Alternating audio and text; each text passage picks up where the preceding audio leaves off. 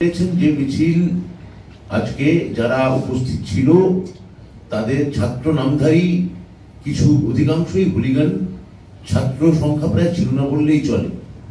আজকে বিভিন্ন স্কুলে পরীক্ষা, ইউজিসি নেট পরীক্ষা, সেগুলোকে সম্পূর্ণভাবে অগ্রাহ্য করে, সেগুলোকে কোনোভাবে তোয়াক্কা না করে এইরকম একটা মানে হটকারী, নৈরাজ্য সৃষ্টিকারী এবং অরাজকতা সৃষ্টি করতে যাওয়া গোটা রাজ্য জুড়ে, গোটা ভারতবর্ষ যেখানে আমরা সবাই বিচার চাইছেন, সেই বিচার না চেয়ে ওরা আজকে মৃতদেহ চাইতে গেলেন। ওরা বিচারের পরিবর্তে ওরা লাশের সন্ধানে বেরিয়ে পড়লেন। যে পুলিশকে প্ররোচনা দিলেন, আপনারা দেখেছেন পুলিশের আমাদের আইসির মাথা ফেটেছে, রক্তাক্ত হয়েছেন, বারবার প্ররোচনা দিয়েছেন, ওইখানে ব্যারিকেড ভেঙেছেন, সম্পূর্ণ এসে নবান্ন দরজায় যে ব্যারিকেড করা হয়েছে তাতে উন্মত্তের মতো বারবার লাথি মারা হয়েছে।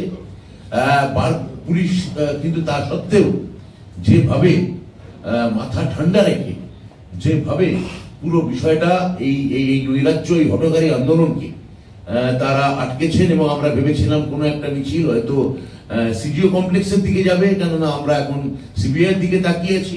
আমরা অধীর আগ্রহ অপেক্ষা করছি যে আরো অনেক বিচারের মধ্যে সিবিআই নিশ্চয়ই এটা রবীন্দ্রনাথের নোবেল পুরস্কার মানে উদ্ধারের মতো এটা ঘটনা ঘটবে না, একটা সঠিক জিনিস ঘটবে।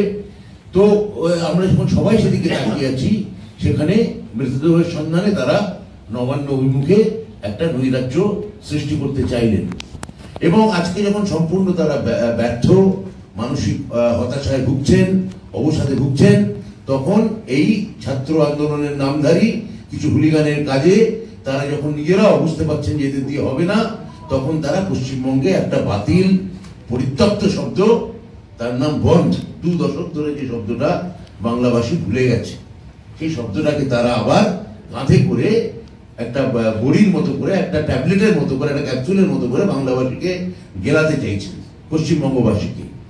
আমি পশ্চিমবঙ্গবাসীর কাছে অনুরোধ করব, এই পরিত্যক্ত শব্দ বন্ধ, যা আর আর আর আর এই বাংলায় কোনোভাবেই কর্মসংস্কৃতির জোয়ারে, উন্নয়নের জোয়ারে যা পশ্চিমবঙ্গবাসী ভুলে গেছে, তা সেটা আর নতুন করে সেখানে পা দেবেন না। আমরা কালকে সমস্ত জনজীবন সচল রাখবো। আমরা সমস্ত জনজীবনকে বলছি, সরকার সর্বতভাবে, আপনারা দোকানপাট থেকে শুরু করে জনযাত্রা, জনজীবন স্বাভাবিক রাখুন। সরকার সর্বতভাবে আপনাদের পাশে আছে, আপনাদের সঙ্গে আছে, এবং তার থেকেও বড় কথা, যে যে যে কর্মসূচির কথা চন্দ্রিমাদি বলছিলেন, আপনারা জানেন কাল 28 আগস্ট কাল তৃণমূল ছাত্র পরিষদের একটি বৃহৎ বাৎসরিক সমাবেশ আছে, এবং সেই বাৎসরিক যে প্রতিষ্ঠা দিবস, সেই উপলক্ষে রাজ্যের বিভিন্ন প্রান্ত থেকে, বিভিন্ন কোণ থেকে হাজার হাজার, লক্ষ লক্ষ ছাত্র ইতিমধ্যেই এসছেন। আগামীকাল তারা আরো আসবেন। ইতিমধ্যেই তারা নেতাজি ইন্ডোরে বা অন্যান্য জায়গায় তারা এসে উঠেছেন। বিভিন্ন এই কলকাতাতে তারা ইতিমধ্যে পা রেখেছেন, বিভিন্ন স্টেশন আমাদের ছাত্ররা ঘুরে গেছেন। এই সময় কালকের এই বন্ধ ডাকা, আমরা মনে করছি এর পেছনে একটা গভীর অভিসন্ধি আছে, প্ররোচনা আছেন। ওই আমাদের সমাবেশ থেকে আমাদের শীর্ষ নেতৃত্ব বার্তা রাখবেন, সেই বার্তা যাতে না দিতে দেওয়া হয়, তার জন্য এটাও একটা প্ররোচনামূলক, একটা অভিসন্ধিমূলক তাদের ষড়যন্ত্র। এবং আমরা পশ্চিমবঙ্গবাসীকে, গণদেবতাকে বলবো যে এই ধরনের প্ররোচনায় আপনারা পা দেবেন না। কাল আপনারা বরং আমাদের অনুষ্ঠান শুনুন।